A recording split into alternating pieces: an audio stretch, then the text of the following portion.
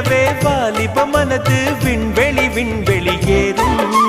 மன்னவா ஒரு கோயில் போய் இந்த மாளிகை எதற்காக? தேவியே என் ஜீவனே இந்த ஆலயம் உனக்காக.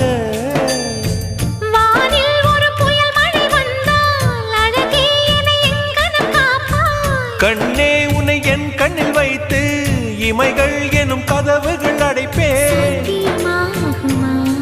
நான் சத்தியம் செய்யவா?